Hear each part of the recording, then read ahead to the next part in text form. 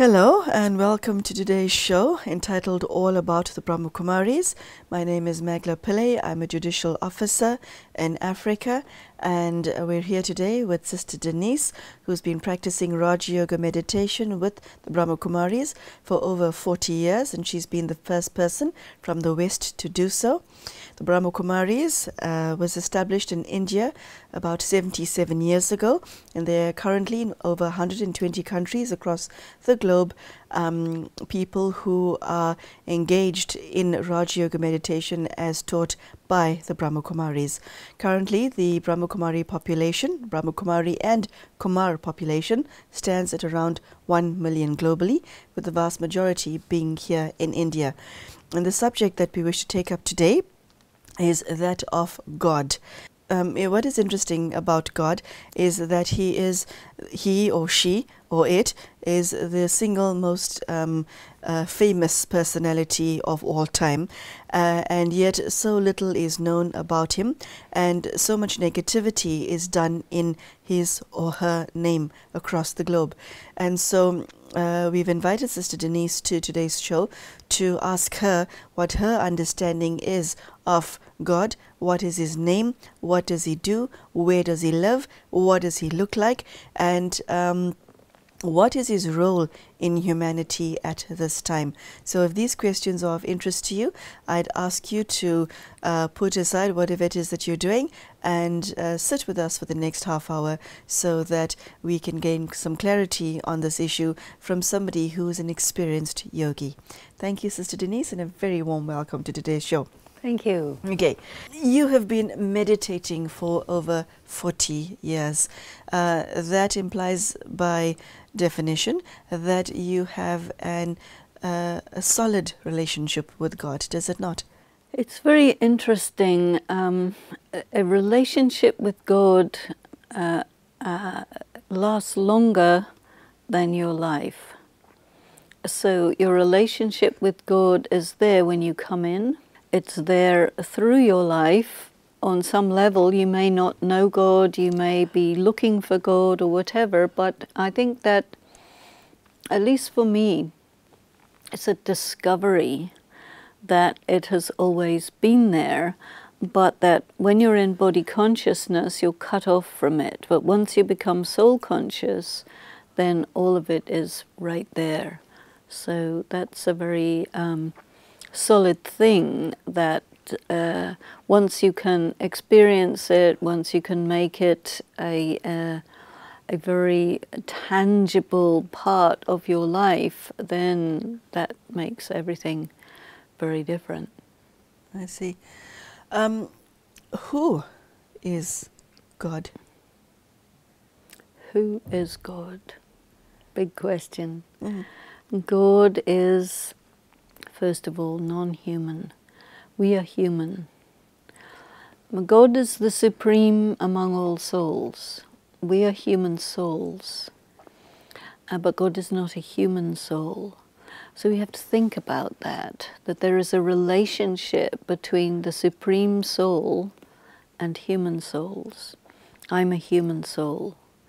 So I have to sort of become independent of the physical human part and focus on myself as a soul in order to be on the same dimension as God, the Supreme Soul. So then I can start to experience the presence of God, the reality of God, and what happens in the confluence age is that non-human, incorporeal, supreme being actually comes and uses a human medium to communicate with us on a human level. So that's an extraordinary phenomenon which also makes everything very tangible, because we human beings are used to the material world. And so when God wants to communicate with human beings, he has to do it through the medium of matter. And it is actually mentioned in the Gita which is the scripture that we make reference to very often, is that God says, I take the support of matter. And so the founder of the Brahma Kumaris, Prajapita Brahma, formerly known as Dada Lekraj, was selected by the Supreme Soul as his medium. And it is through the medium of Brahma Baba that God talks to us and interacts with us. And that is an extraordinary phenomenon. So God lives, you asked, where does God live? God lives in the incorporeal world, or the world of souls, which is also called nirvana, which is a location where it's like a bank of souls. So all the souls who have not yet incarnated on the earth, they live there. And then when it's their time to come here, they come here. And we all play our roles in this world. And then when our part is finished, then we return back to our home and we return back to God. Does he or she have a gender? Does God have a name? Not a gender, definitely a name. The name of God is Shiv. Shiv is called an attributive name because of what it means. That's the name. And what does it mean? 3 principal meanings. Shiva means the benefactor. So that means everything there is in the relationship of God and humanity is for the benefit of humanity. Shiva also means the seed.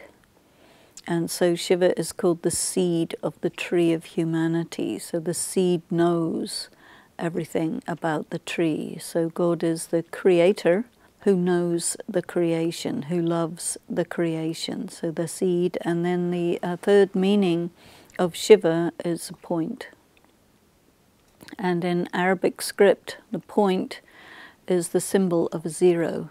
And so the one who doesn't have any physical form, the one who is immutable, changeless, the one who, it is said, who doesn't do anything, but who gets things done. What does God have to do? The principal act of God, I think, is purification of humanity, the world, the planet, the universe. So God is very often mentioned as the purifier and also the liberator. So the times when we've been talking about the laws of karma, people have difficulty understanding the complications of karma, but the God is the most intelligent, sometimes called the intelligence of the wise, one who knows exactly how the laws of karma work and what are the complexities that we have got tied up in, and who actually guides us out of all of those entanglements into a state of freedom. And this is why God is called the liberator. You used the word earlier, creator. Okay, you said in an earlier show that the soul is immortal. Yes. And you also said that matter just is. What is God the creator of? If the soul always is and matter always is, what creator of what? There is the creation. So the creation The creation, is, by that you mean earth? no, more than that. Explain. There is earth, there are the 5 elements of matter, there is earth, there are the people, Yes, society, yes. animals, birds, etc.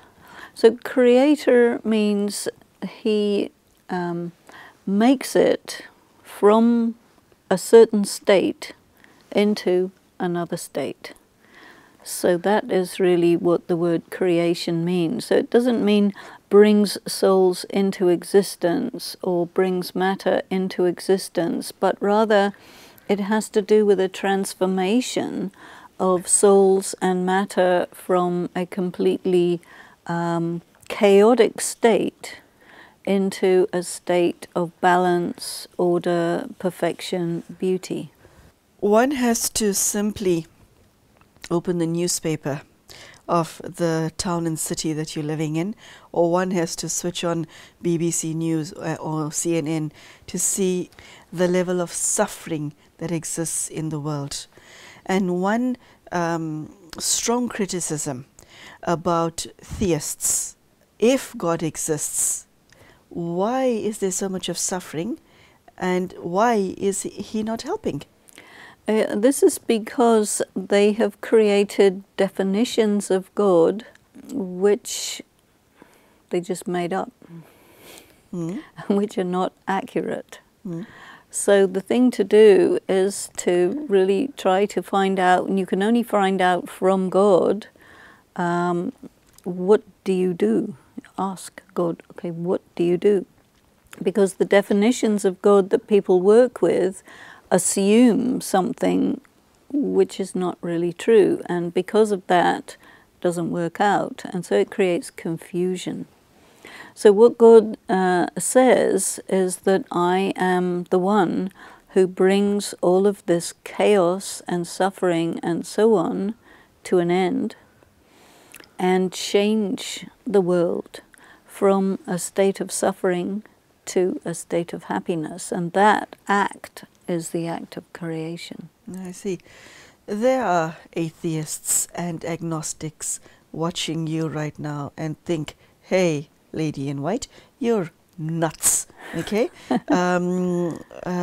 Prove to me that the Supreme Soul exists. What proof do you have?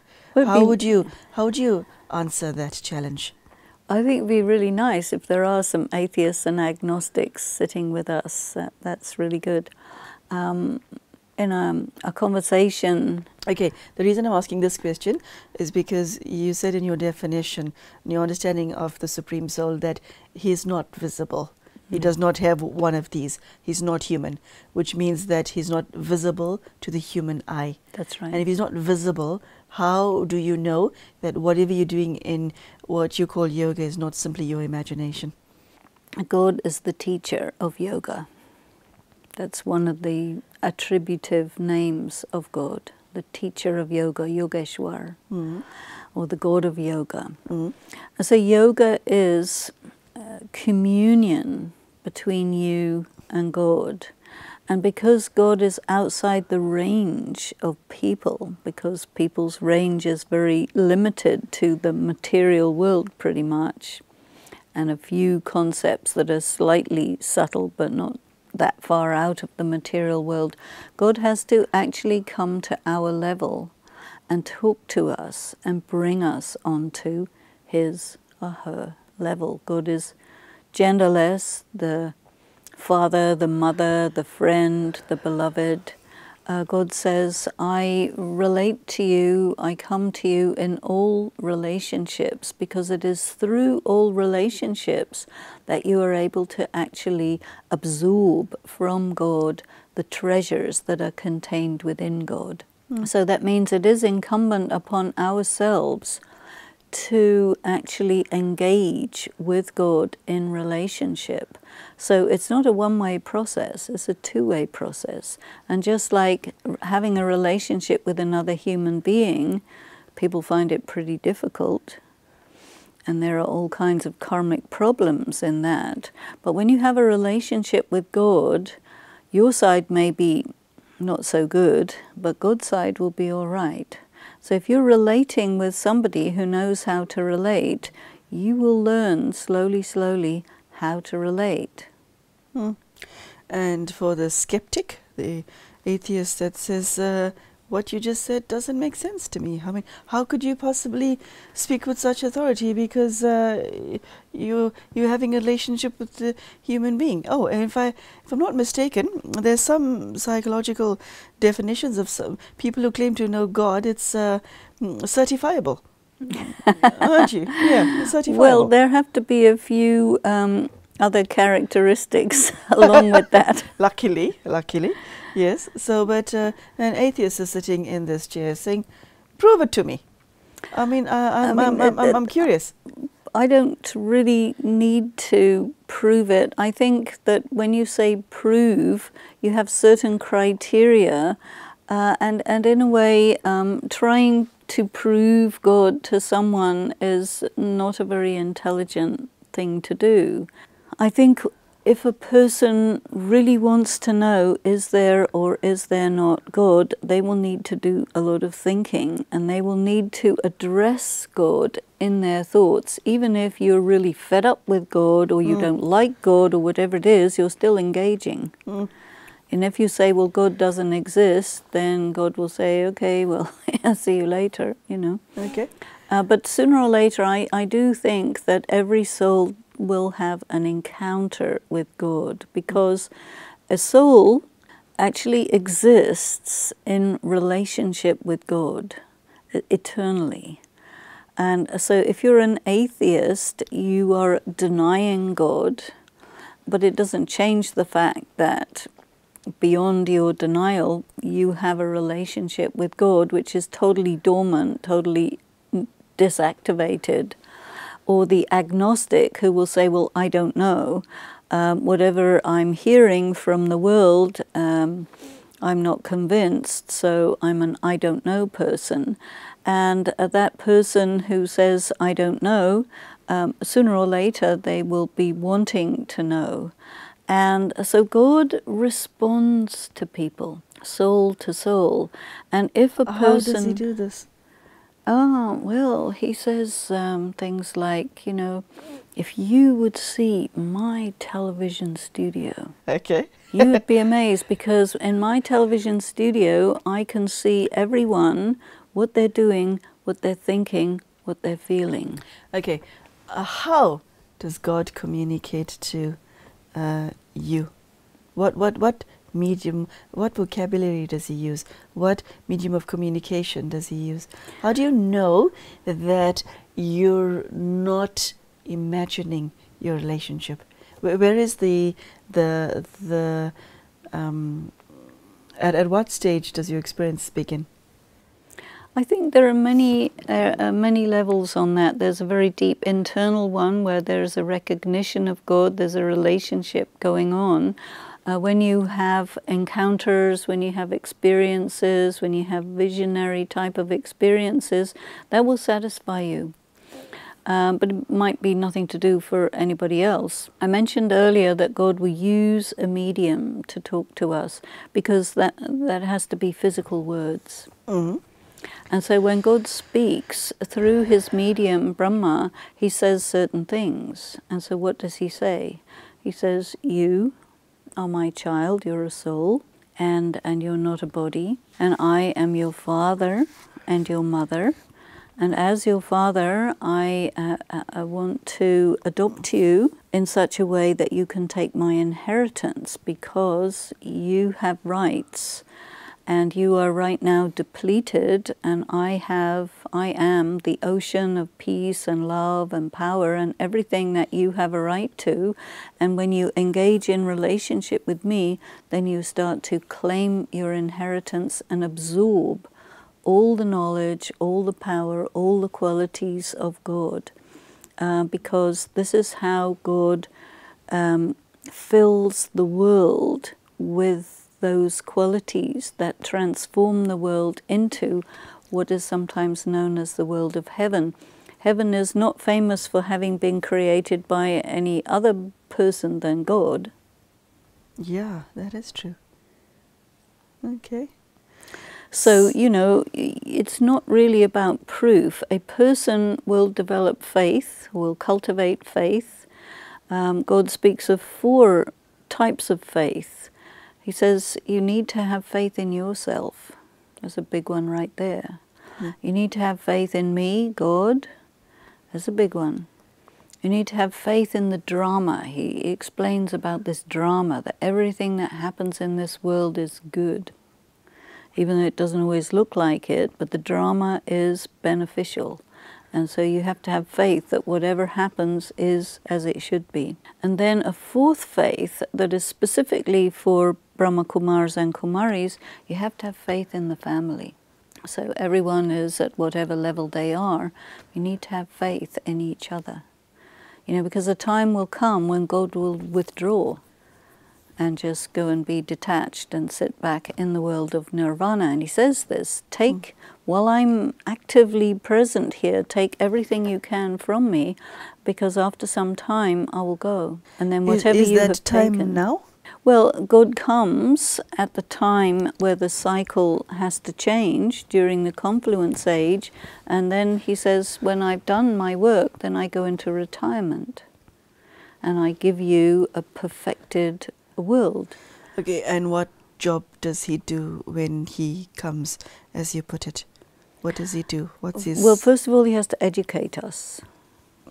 And then he has to enable He educates us about what? Who we are, who he is, the cycle, the ages, how they turn, what happens, what is the force of evil, what is the force of good, karma, drama, all of these things. He has to educate us.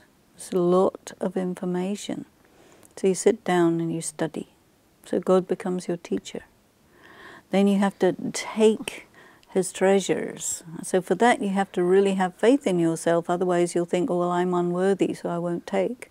He says, no, don't think like that. Think you're worthy and take, because if you don't take, you won't get. Mm-hmm. And so it's during the confluence age that all of this takes place. And when the confluence age is completed, he has said, I will withdraw, you know. Okay, so how does karma feature into this equation with God? Because not everybody on the planet will be so fortunate to hear and have a relationship with God directly, are they? So how does karma feature into the equation? Well, God says to us, you have an obligation to make it possible for everyone on earth to be able to make contact with God. So this is why we do service. Okay. And karma? Well, you have karma with people, you have karma with matter, and you also have karma with God. Okay. So during this confluence age, it's actually possible for you to engage in your karma with God. So you create a karma account with God. And this karma account with God actually frees you from your karmic bondages with people, with things, and so on. So this is how he frees us, is through our engaging in interaction, karma, life with God. What is God's message to the human being watching this show? What is the message in God's heart that he's imparting to his child who's yet to know him? What are his words? What is he saying? He's saying, you're a soul, you're my child, you're eternal, you're immortal, the cycle is completing, you have become spiritually depleted, and so I am here to give you everything that you have lost, to restore to you your power, all of your qualities of love and peace and wisdom and light, and I am completely available for you, so take as much as you possibly can from me and make your life successful. This is my gift to you, my legacy to you. That's his message. Okay, as simple as that? Yeah. Okay. Well, unfortunately, we can talk about this subject for a good hour or so, but that does bring us to the end of today's segment. This is the discussion on God, how God is viewed through the eyes of a seasoned Brahmakumari, and Sister Denise related to us what God is, where does he live, and his role vis-a-vis humanity. And so I hope you learned something today, as it's always interesting listening to Sister Denise and her sharings. It brings us to the end of today's episode, and if you do want to contact Brahma Kumaris to learn about more, I'm sure you can find one in your local community. We thank you for joining us, and goodbye.